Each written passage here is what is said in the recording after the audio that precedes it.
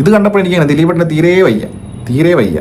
മൊത്തത്തിൽ കോമഡി കാണിക്കുമ്പോഴും സോങ്സിലായി കഴിഞ്ഞാലും ടൈമിങ് ആയി കഴിഞ്ഞാലും മൊത്തത്തിൽ ആ ഒരു ഫ്ലെക്സിബിലിറ്റിയും ആ ഒരു ഞാൻ തുടങ്ങാം അല്ലേ? അല്ല, ഞാൻ അവള് തുടങ്ങാൻ നിൽക്കുകയായിരുന്നു. പക്ഷെ ഒറ്റ കാര്യം പറഞ്ഞിട്ട് തുടങ്ങാം.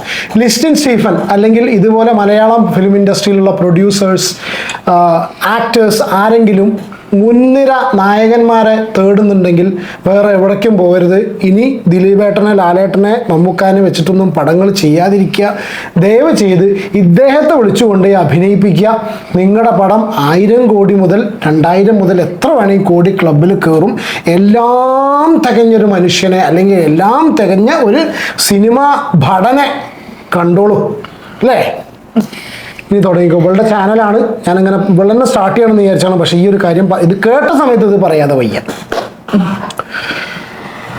ഞാൻ ശരിക്കും ഇങ്ങനെ ഒരു ഫിലിം കണ്ടിട്ട് അതിന്റെ അഭിപ്രായം റിവ്യൂ ഒന്നും പറയാൻ പറ്റില്ല കേട്ടോ. അത് കണ്ടിട്ട് എന്താന്നുള്ളത് പറയണമെന്നൊന്നും വിചാരിച്ചിട്ടേ ഇല്ല. പക്ഷെ ഈ കോക്കിന്റെ റിവ്യൂ കണ്ടു, പിന്നെ ഫിലിമും കണ്ടു. അപ്പൊ എനിക്ക് തോന്നി എന്തായാലും പറയണമെന്ന്. കാരണം കോക്ക് പ്രിൻസ് ആൻഡ് ഫാമിലി, അതെ, കോക്ക് പറഞ്ഞതുമായിട്ട് ഒരു ബന്ധമില്ല.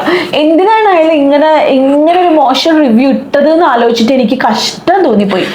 ഇത് ഇവന്റെ റിവ്യൂ കണ്ടിട്ടാണ് സിനിമയ്ക്ക് പോകുന്നത് എന്ന് വെച്ചാൽ വളരെ ചുരുക്കം ആൾക്കാർ ചോദിക്കും നമ്മളോട്, നിങ്ങളല്ലാതെ ഇവന്റെ റിവ്യൂ കണ്ടിട്ട് പടത്തിന് പോകുന്നു. പക്ഷെ മെജോറിറ്റി റിവ്യൂ കണ്ടിട്ട് പോണ ആളല്ല കേട്ടോ. എനിക്ക് എന്റേതായ അഭിപ്രായം. എനിക്ക് പല റിവ്യൂ ചെയ്യുന്ന ആൾക്കാരും നല്ല ഫിലിമാ പറഞ്ഞത് എനിക്ക് ഇഷ്ടപ്പെട്ടിട്ടില്ല, നല്ല ഫിലിം അല്ല, പൊട്ടാന്ന് പറഞ്ഞിട്ട് അല്ല ഓപ്പോസിറ്റ് പറഞ്ഞിട്ട് എനിക്ക് അങ്ങനെയൊന്നും ശരിയാവാറില്ല. അതുകൊണ്ട് ഞാൻ അതൊന്നും മൈൻഡ് ചെയ്യാറില്ല. പക്ഷെ കോക്ക് എന്താണ് ഇതിനെ കുറിച്ച് പറഞ്ഞതെന്ന് ഞാൻ കേട്ടുപോയി. ഇത് കേട്ടപ്പോൾ എനിക്ക് ശരിക്കും തോന്നിട്ടോ, എന്തിനാ ഇങ്ങനെ ഒരു സിനിമേനെ ഇങ്ങനെയൊക്കെ പറയണെന്ന്. കാരണം പിന്നെ അയാൾ പറയുന്ന പ്രകാരമാണെങ്കിൽ അയാൾ എല്ലാം ഏകദേശം പറയുന്നുണ്ട്. ദിലീപിന് റൂമില്ല, ദിലീപിന് 2 അനിയന്മാർ, ഇങ്ങനെയൊക്കെ ഒരു ഫിലിമിന്റെ കാര്യങ്ങൾ പറയാൻ പാടുമോ? അത് ഫസ്റ്റ് ക്വസ്റ്റ്യൻ ഉണ്ട്. കാരണം എത്ര പേര് പോയി കാണുന്നതാ, ഇതൊക്കെ എന്തിനാ ഇയാൾ ഇതിൽ വന്നിരുന്ന് പറയണത്? ഇതിനൊക്കെ എന്തുകൊണ്ടാണ് ഈ ഫിലിമിലുള്ള ആൾക്കാരും ഇതിന്റെ പുറകിലുള്ള ആൾക്കാരൊക്കെ അനുവദിക്കുന്നത്? ഒരാൾക്കും അതിനുള്ള ആംബിയർ ഇല്ല. ഞാൻ അതുകൊണ്ടാണ് പറയണത്. ഇപ്പൊ ഞാൻ ലിസ്റ്റിൻ സ്റ്റീഫന്റെ സ്റ്റേജിൽ നിന്നിട്ട് സംസാരം കേട്ടു. ഇതിന്റെ സക്സസ് സെലിബ്രേഷന്റെ ഭാഗമായിട്ട് ലിസ്റ്റിൻ പറയാണ്, ഞാൻ അശ്വന്ത് കോക്കിനെ വിളിച്ച സമയത്ത് ഞാൻ ചോദിച്ചു, എത്ര ഭവ്യതയോട് കൂടിയിട്ടാണ്, പേടിച്ചിട്ടേ ആംബിയർ ഇല്ല അവർക്കൊന്നും. എന്ത് മര്യാദക്ക് ഇവനെ പോലുള്ള ആൾക്കാരെ നിലയ്ക്ക് നിർത്താനുള്ള ആംബിയർ വേണം, അത്രേ പറയാനുള്ളൂ. നാട്ടുകാരുടെ 150 രൂപ ലാഭിക്കാൻ നടക്കണമെന്നാണ്.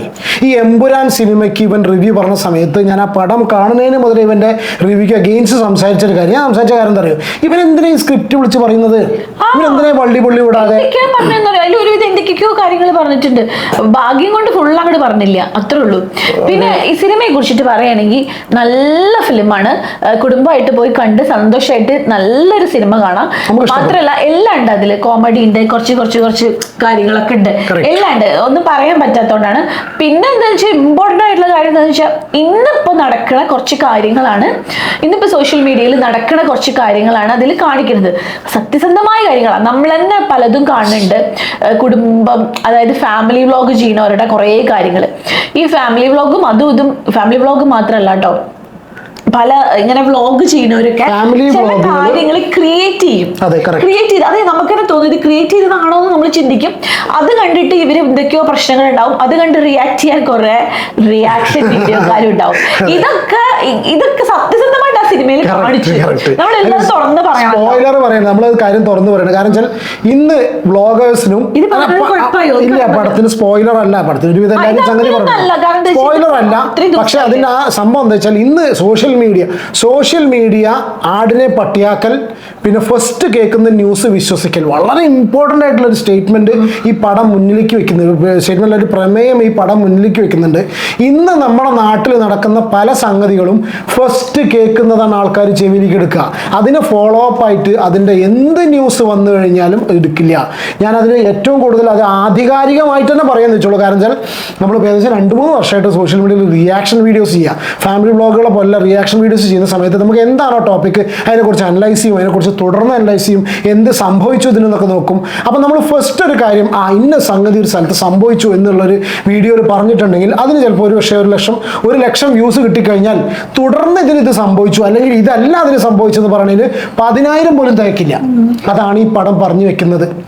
രണ്ടാമത് അത്രേ ഉള്ളൂ, അതാണ് പറഞ്ഞു വെക്കുന്നതെന്ന് മാത്രം. അത് കുറെ കാര്യങ്ങൾ വേറെ, പക്ഷെ ഇതൊരു ഇമ്പോർട്ടന്റ് ആയിട്ടുള്ള ഒരു നല്ലൊരു മെസ്സേജ് ആണ്, നല്ലൊരു മെസ്സേജ് ഉണ്ട് കേട്ടോ ഫിലിമില്. കാണണം, എല്ലാരും കാണണം, നല്ലൊരു സിനിമയാണ്. പിന്നെ എല്ലാ ഫിലിമും ഇപ്പൊ ഞാൻ ഇപ്പൊ അടുത്ത് കണ്ട സിനിമയൊക്കെ കുറെ സങ്കടമുള്ളതും പ്രശ്നങ്ങളുള്ളതും ഭയങ്കര കുട്ടികളൊക്കെ കണ്ടു കഴിഞ്ഞാൽ അയ്യോ എന്ന് തോന്നുന്ന കുറച്ച് ഫിലിമൊക്കെ അല്ലേ നമ്മൾ കണ്ടത്. അതല്ലാണ്ട് ഒരു ചേഞ്ച് ആയിട്ട് നല്ലൊരു സിനിമ വേണ്ടേ. ഞാൻ ഇങ്ങനത്തെ സിനിമകളിൽ നല്ലോണം ആസ്വദിക്കുന്ന ആളാണ്. അപ്പൊ ദിലീപിന്റെ ഫിലിം എന്ന് പറഞ്ഞാൽ ഞാൻ ഉണ്ടല്ലോ, നമ്മൾ കുറെ മുമ്പ് നമ്മുടെയൊക്കെ പിന്നെ 9th ആ ഒരു പ്രായത്തിലൊക്കെ നമ്മൾ ഈ മീശമാധവൻ പിന്നെ അതുപോലെ അങ്ങനത്തെ സിനിമകളുണ്ടല്ലോ, പാണ്ടിപ്പട, കാര്യസ്ഥരൊക്കെ കുറച്ചുകൂടി കഴിഞ്ഞിട്ട് ഇതൊക്കെ കണ്ട് ആസ്വദിക്കുന്ന ദിലീപിന്റെ എല്ലാ സിനിമകളും ഭയങ്കര ഇഷ്ടമാണ്. CID മൂസിയൊക്കെ കണ്ട് ഞാൻ സ്കൂൾ പഠിക്കുന്ന സമയത്ത് CID മൂസിയൊക്കെ കണ്ട് എത്ര ചിരിച്ചിട്ടുണ്ട്. ഒരുപാട് ചിരിക്കാനുണ്ട്. കമ്പയർ ചെയ്യാൻ പറ്റില്ല. അങ്ങനത്തെ ദിലീപ് അങ്ങനത്തെ ദിലീപിന്റെ പോലെ അങ്ങനെ ഇല്ല. പക്ഷെ എന്നാലും ദിലീപ് ഫസ്റ്റ് ഇപ്പൊ ഞാൻ ആ ക്ലിപ്പ് എടുത്ത സമയത്ത് ഈ കോപ്പിന്റെ കാര്യം പറയാൻ കാരണം അറിയോ, 50 വയസ്സിന് മുകളിലായ ഒരു വ്യക്തിയായി, he still looking very young. അയാൾ ആ കോസ്റ്റ്യൂംസിലൊക്കെ അടിപൊളി കോസ്റ്റ്യൂംസ് ആണ് ദിലീപ്. ഭയങ്കര ഭംഗിയുള്ള ഷർട്ടൊക്കെ, ഭയങ്കര ഭംഗിയുള്ള എന്താ കോസ്റ്റ്യൂം സെൻസ്, ഇട്ടിട്ട് നല്ല ഭംഗിയുണ്ട്.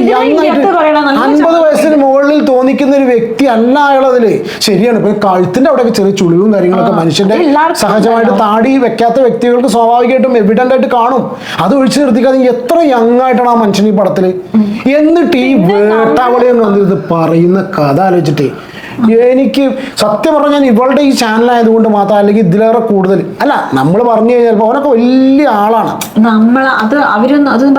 പറഞ്ഞ് ഓട്ടോമാറ്റിക്കായിട്ട് റിഫ്ലക്ട് ചെയ്ത് പോവാം. അപ്പൊ ഒരു കാര്യം ജസ്റ്റ് ഇതിലേക്ക് പറയാം, ദിലീപേട്ടൻ്റെ ഒരു കേസ് പറയാം. വളരെ നന്നായിട്ടുണ്ട്, നമുക്ക് ഭയങ്കരമായിട്ട് ആ ക്യാരക്ടറിനും സൂട്ട് ചെയ്തു, വളരെ നന്നായിട്ട്. ഇനി അടുത്ത പറയും, ബാക്കിയുള്ളവരെ ഓരോരുത്തർ വെച്ച്. പിന്നെ അതില് ഒരു പുതിയ ആക്ട്രസ് ഉണ്ട്, പുതിയ ആക്ട്രസ് നല്ല നല്ല രസമുണ്ട്, നാച്ചുറൽ ആയിട്ട് അഭിനയിച്ചിട്ടുണ്ട്, നല്ല സുന്ദരിയാണ്, നല്ല എല്ലാം കൊണ്ട് നല്ലൊരു കുട്ടി. എനിക്ക് തോന്നുന്നു ഇനി കുറെ ഫിലിമിൽ വരുന്നുണ്ടാവും. തമിഴും തെലുങ്കും പോയില്ലെങ്കിൽ മലയാള ഫിലിം ഇൻഡസ്ട്രിയിൽ ഇനി ഒരുപാട് കാണാൻ സാധ്യത.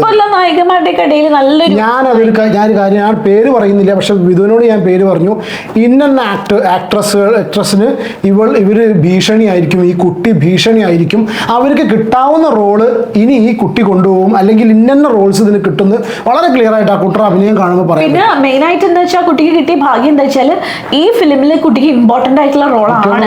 ശരിക്കും പറയുകയാണെങ്കിൽ എനിക്ക് തോന്നുന്ന ദിലീപിനെക്കാളൊക്കെ ഇമ്പോർട്ടൻസ് ഉണ്ട് ഫിലിമില്. പ്രിൻസിനേക്കാൾ ഇമ്പോർട്ടൻസ് ഉണ്ട്. അതെ, അതാണ് ക്യാരക്ടർ വരുന്നതോടുകൂടി ആ പടം കംപ്ലീറ്റ് ആയിട്ട് മാറുന്നുണ്ട്.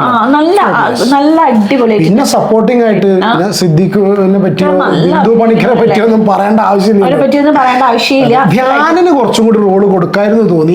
ധ്യാനെ കുറച്ചുകൂടി കഴിയുമ്പോഴും നമ്മൾ സിനിമ കാണുമ്പോൾ തോന്നും ധ്യാൻ എവിടെ പോയി, ഞാൻ ചോദിച്ചില്ലേ ധ്യാനാണോ ആക്ച്വലി ലിസ്റ്റിൻ പറഞ്ഞു തോന്നിപ്പോയി. കാരണം കുറച്ച് ഇപ്പോഴൊന്നും കാണാനേ ഇല്ല. പിന്നെ ഇതൊരു റിവ്യൂ ആയിട്ട് കണക്കാക്കണം കേട്ടോ, നമ്മുടെ അഭിപ്രായം കേട്ടോ. റിവ്യൂവിന് പ്രസക്തി ഇല്ല, കാരണം പടം ഇറങ്ങിയിട്ട് ഇത്രയും ദിവസമായി ശ്രദ്ധിക്കുന്ന റിവ്യൂ പറയുന്നതിലൊരു പ്രസക്തി ഇല്ല, പക്ഷെ എന്നാലും നമ്മുടെ ഒരു അഭിപ്രായം. പിന്നെ ഒരാളെ പറ്റി പറയാതിരിക്കാൻ മഞ്ജു പിള്ള, അയ്യോ ഓൾറെഡി ഏത് ഫിലിമിൽ അഭിനയിച്ചിട്ടുണ്ടെങ്കിലും ആള് ഭയങ്കര ആവാറുണ്ട്. അതേപോലെ തന്നെ എനിക്ക് ഞാൻ ഇവരോട് ഇങ്ങനെ പറയത്, ഇപ്പൊ മഞ്ജു പിള്ള നമ്മുടെ ഈ വീഡിയോ കാണുമെന്നുള്ള അറിയില്ല. ഈ വീഡിയോ കാണുന്ന സമയത്ത് സ്വാഭാവികമായിട്ട് നമുക്ക് തോന്നിപ്പോ അല്ല അവരല്ലെങ്കിൽ അങ്ങനെയാണ്, എന്താ പറയാ, ഭയങ്കര സ്മൂത്ത് ആയിട്ട് ഇങ്ങനെ ഫ്ലോ ആയിട്ട് അവരൊക്കെ എനിക്കൊന്ന് ജീവിക്കണ പോലെ.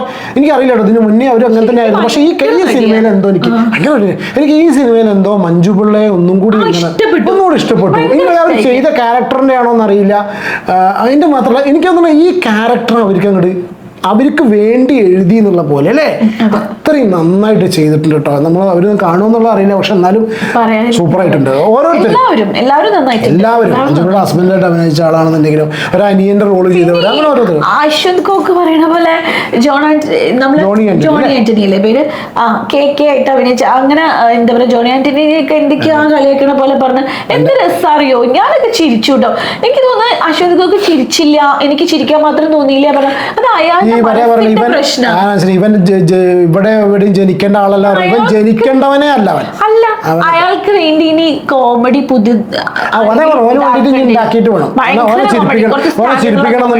ആരെങ്കിലും കൊണ്ടുവരേണ്ടി വരും, അറിയില്ല. കാരണം എനിക്കറിയില്ല, അവന് മറ്റേ സാധനം കണ്ടിട്ട് വിളിച്ചിരിക്കണു. ഏതറിയാം, ഞാൻ എനിക്ക് ദേഷ്യം പിടിച്ചൊരു പടം നട്ട് പറയണം. ഏതൊരു ബ്രോമാൻസിൽ മാത്യുവിന്റെ കോമഡി അല്ല, ബ്രോമാൻസ് സിനിമയെ കുറിച്ചിട്ട് അയാൾ നല്ല പറഞ്ഞു. നേരെ ഓപ്പോസിറ്റ് ആയിട്ട് എനിക്ക് തോന്നി. എനിക്കതൊരു ഓരോരുത്തർക്ക് അത് അഭിപ്രായം. ചിലപ്പോൾ നമുക്ക് അങ്ങനെ റൊമാൻസ് മോശമെന്ന് പറയുന്നത്, പക്ഷെ മാത്യുവിന്റെ നമുക്ക് ഡൈജസ്റ്റ് ആയില്ല. ഇവനെ പിടിച്ചിട്ട് ഒരു റൂമിൽ അടച്ചിടുക, എന്നിട്ട് മാത്യുവിന്റെ കോമഡി 24 മണിക്കൂർ ഓടിക്കുക, 24/7, ഏകദേശം ഒരു 368 ദിവസം ഇവൻ അതിരുന്ന് കാണും, കണ്ട് രസിക്കും.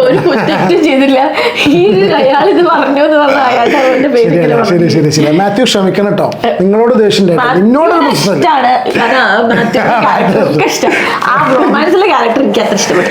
അതെ അത്രേ ഉള്ളൂ. അല്ല അതേമാതിരി ഓന് ഇഷ്ടപ്പെട്ടില്ല എന്ന് പറയുള്ളൂ. പക്ഷെ അങ്ങനെയൊന്നും പറഞ്ഞിരുത്തേണ്ട ഒരു കാര്യമില്ല. കൊയ്യ എന്നൊക്കെ പറഞ്ഞോട്ടോ, എന്നാ പിന്നെ ഇവനാണ് കൊയ്യ അഭിനയിച്ചാൽ പോരെ. പക്ഷേ ഈ ചങ്ങാതിന് ഈ കോക്കിനെ പറ്റി പറയുമ്പോൾ എപ്പോഴും എനിക്ക് ഭ്രാന്ത് പിടിക്കും. ഇത് തുടക്കം തൊട്ടേ അങ്ങനെ തന്നെ, ഇനി നമ്മൾ കൊളാക്കണ്ടല്ലോ. അപ്പോൾ പിന്നെ നല്ലൊരു സിനിമ ആയിരുന്നു. പിന്നെ വേറെ ആരൊക്കെ നമ്മൾ മിസ് ചെയ്തിട്ടുള്ളത്? ആരെങ്കിലും ഒരുപാട് ക്യാരക്ടേഴ്സ് ആരൊക്കെ നമ്മൾ പറയാൻ വിട്ടുപോയിട്ടുണ്ടോ? എല്ലാവരും നല്ലൊരു സിനിമ, അല്ലേ? ഓൾ ടുഗെദർ നല്ലൊരു പടം. പോയി കാണൂ. തിയേറ്റർ ഇന്നും ഫുള്ളായിരുന്നു. കോപ്പേ. പിന്നെ ദിലീപ് ഇങ്ങനെ കോക്ക് പറഞ്ഞ പോലെ അങ്ങനെ പറയണ പോലെ ഒന്നും വളിപ്പായിട്ടൊന്നും അല്ല. നല്ല കേട്ടോ, നന്നായി ചെയ്തിട്ടുണ്ട്. എല്ലാവരും അതേ നന്നായി ചെയ്തിട്ടുണ്ട്. പോയി ഫാമിലി ആയിട്ട് പോയി കണ്ടോളൂ. സിനിമകളൊക്കെ കാണുമ്പോഴും നമുക്ക് കുട്ടികളൊക്കെ ആകുമ്പോൾ ആകെ ടെൻഷനൊക്കെ അടിച്ചിട്ട് കണ്ട സിനിമകളല്ലേ കുറെയൊക്കെ. ഇത് അങ്ങനെയൊന്നല്ല, നല്ലൊരു സിനിമ എന്നും പറഞ്ഞ് എണീറ്റ് പോരാ. ഞങ്ങൾ എണീറ്റ് പോന്നു. ഞങ്ങളുടെ ഒപ്പം കണ്ടവർ 4-5 ഫാമിലീസ് ഞങ്ങൾ അവിടുന്ന് പരിചയപ്പെട്ടു. നമ്മളെ പരിചയമുള്ളവരൊക്കെ ഇഷ്ടപ്പെട്ടു. ഇതിൽ ഒരാൾ പോലും മോശം പറഞ്ഞിട്ടില്ല. നമ്മൾ അവിടുന്ന് ഡയറക്റ്റ് ആയിട്ട് കണ്ടവർ. ഇതിലൊന്നും ഒരു എന്താ പറയാ ഇൻഫ്ലുവൻസോ അല്ലെങ്കിൽ നമ്മളെ ഇതോ ഒന്നുമില്ലാത്തൊരു സംഭവമാണ്. നമുക്കിപ്പോ ഈ ഒരു ചെറിയ ചാനലിന് പോരാക്കും ഇതിന്റെ ആവശ്യമില്ല. പിന്നെ അപ്പൊ അത്ര തന്നെയുള്ളൂ, പ്രത്യേകിച്ചൊന്നുമില്ല. ഇത് മതി. അപ്പൊ ഇതുപോലുള്ള ഫാമിലി ഇനി വീഡിയോ ആയിട്ട് റിവ്യൂ, അതേമാതിരി മൂവി റിവ്യൂ വേണോ വേണ്ടത് എനിക്ക് അറിയില്ല. വേണമെന്നുണ്ടെങ്കിൽ പറയണം കേട്ടോ, കമന്റ് ചെയ്യൂ. പിന്നെ ഇതൊരു ചെറിയ ചാനലാണ്. ബിഗ് ബോസ് ഞാൻ മാത്രം ബിഗ് ബോസ് തുടങ്ങിയാൽ ഞാൻ അതിൽ കുറെ ചെയ്യും. ഫുൾ റിവ്യൂ ഡെയിലി ഞാൻ കാണും. എനിക്ക് ഇഷ്ടമാണ് ബിഗ് ബോസ്. ഇവിടെ മാത്രമേ ഈ ചാനൽ ഉണ്ടാവുള്ളൂ. ഞാൻ ഈ ഒരു കോക്കിന്റെ വിഷയം വന്നതോടുകൂടി ഞാൻ കയറുന്നത്. ഞാൻ തന്നെ പറഞ്ഞു, എനിക്ക് കൂടി പറയാൻ, എനിക്ക് ഇതിനെ കുറിച്ച് ഒരു അഭിപ്രായം പറയണമെന്നുണ്ട്. അത് ഒറ്റ കാര്യം കൊണ്ട് മാത്രം. ഇഷ്ടപ്പെട്ടാല് പിന്നെ സബ്സ്ക്രൈബ് ചെയ്യണം കേട്ടോ. ചെറിയ ചാനലാണ്, സപ്പോർട്ട് വേണം. കാരണം ബിഗ് ബോസിന്റെ തുടങ്ങിയിട്ടുള്ളൂ. ചെറിയ ചാനലാണ്, സപ്പോർട്ട് വേണം. ഉണ്ടാവും അറിയാം. കാരണം അറിയാലോ, എന്റെ ചാനൽ കാണുന്നവർക്ക് അറിയാം. അപ്പോൾ ഇഷ്ടപ്പെട്ടാൽ ലൈക്ക് ചെയ്യുക, അല്ലേ? വ്യത്യസ്ത അഭിപ്രായങ്ങൾ എല്ലാവർക്കും ഉണ്ടാവാം, അല്ലേ? എല്ലാവരും ഒരാളും ഒരുപോലെ അല്ല, എല്ലാവരും ഡിഫറെൻ്റ് ആണ്. അപ്പോൾ എല്ലാവരുടെയും കാര്യങ്ങളും അഭിപ്രായങ്ങളും എല്ലാം ഡിഫറെൻ്റ് ആയിരിക്കും. അത് എക്സ്പ്രസ് ചെയ്യാനുള്ള പ്ലാറ്റ്ഫോം നമുക്ക് തന്നിട്ടുണ്ട്. അത് മിസ്യൂസ് ചെയ്തിട്ട് ബാക്കിയുള്ള ആൾക്കാരുടെയും കൂടി കഞ്ഞിക്കുടി മുട്ടിക്കാതിരിക്കുക ദയവ് ചെയ്ത്. ഇത് അല്ലേ എത്ര റിക്വസ്റ്റ് ഉള്ളൂ. നിങ്ങളൊക്കെ ഒരുപാട് കോടികളും ലക്ഷങ്ങളൊക്കെ സമ്പാദിച്ചോ എന്നുള്ള അറിയില്ല. ചിലപ്പോൾ സമ്പാദിച്ചിരിക്കാം. നിങ്ങളൊക്കെ വലിയ വലിയ ആൾക്കാരായിരിക്കാം. നിങ്ങൾക്ക് ഇതൊന്നും അല്ലെങ്കിലും ജീവിക്കാനുള്ള വകുപ്പ്, ജീവിക്കാൻ വേണ്ടി ഞാൻ പറയുന്നില്ല, നിങ്ങൾക്ക് നിങ്ങളുടെ കാര്യങ്ങളൊക്കെ നേടാനും എക്സ്പ്രസ് ചെയ്യാനൊക്കെ പ്ലാറ്റ്ഫോം ഉപകരിച്ച് വലിയ ഹൈറ്റിൽ എത്തിയിട്ടില്ലായിരിക്കാം. പക്ഷേ ഇനിയും വരാൻ ഒരുപാട് പേര് കിടക്കുന്നുണ്ട്. ഇതുപോലുള്ള യൂട്യൂബ് പോലത്തെ സോഷ്യൽ മീഡിയ പ്ലാറ്റ്ഫോംസിൽ ഡിപ്പെൻഡ് ചെയ്ത് അതിനെ ആസ്പയർ ചെയ്ത് സ്വപ്നം കണ്ടുവരുന്ന ഒരുപാട് പേരുണ്ട്. അവരുടെ ജീവിതം ദയവ് ചെയ്ത് വൈകുന്നേരം ക്യാമറ എടുത്ത് മുന്നിൽ കൊണ്ടുവന്ന് വെച്ചിട്ട് പൊട്ടിട്ടിട്ടും കോമാളി വേഷം കെട്ടിയിട്ടും തൊലയ്ക്കാതിരുന്നാൽ നന്ന്, ദയവ് ചെയ്ത്. അല്ലേ വിധു? അത്രേ ഉള്ളൂ. അപ്പൊ ടേക്ക് കെയർ. പറഞ്ഞോളൂ. അപ്പൊ ഇനി അടുത്തൊരു വീഡിയോ എന്തെങ്കിലും ടോപ്പിക് വരുമ്പോ ചെയ്യാം. അതുവരേക്കും ബൈ ബൈ. ഇനി ഞാനില്ല, ഇവിടെ മാത്രം കേട്ടോ. ഇനി വേണോ? ഇല്ല, വേണ്ട. ഞാൻ ഇടയ്ക്ക് നമുക്ക് ചെയ്യാം. ഇതിലൊക്കെ ചെയ്യാം. Take care and God bless. Bye bye.